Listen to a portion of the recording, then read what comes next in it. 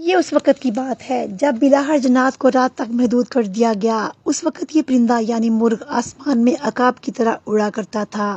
اللہ تعالیٰ نے اس پرندے کو چنا، اس کے اڑنے کی طاقت کو کم کر کے اس کی آواز کو اور بلند کر دیا تاکہ اس کی آواز دور دور تک سنی جائے، اور مرغ کو یہ ذمہ داری دے دی گئی کہ وہ زمین پر ہی رہے، اور جب جب رات تام کو جائے اور صبح قریب آ جائے تو یہ اپنی آواز سے یہ حکم نافذ کرے کہ اب جنات کا وقت ختم ہو چکا ہے اور انسان کا وقت شروع ہونے جا رہا ہے۔ اور اللہ تعالیٰ نے اس پرندے کی آنکھوں میں اتنی طاقت رکھی کہ یہ فرشتوں اور جنات کو دیکھ سکے۔ جب جب یہ کسی جن کو دیکھتا ہے تو کہتا ہے یہاں انسان رہتے ہیں۔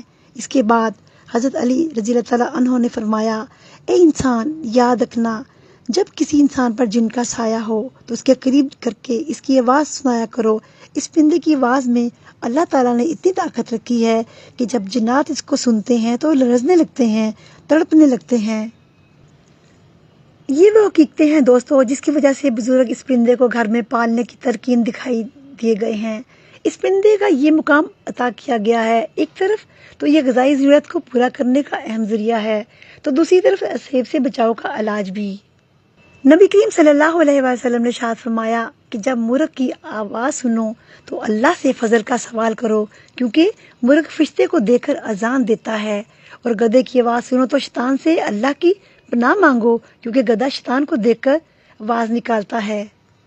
حدیث مبارکہ میں ہے، آپ صلی اللہ علیہ وآلہ وسلم نے فرمایا، سفید مرغ میرا دوست ہے، اس کو برا بھلا مت کہو، اس کا دشمن میرا دشمن ہے، جہاں تک اس کی آواز پہنچتی ہے یہ جنات کو دفع کرتا ہے۔ ناظرین، یقیناً آپ کو وہ لوگ جو مرغ پالتے ہیں ان کو اس کی اہمیت کا اندازہ ہو گیا ہوگا۔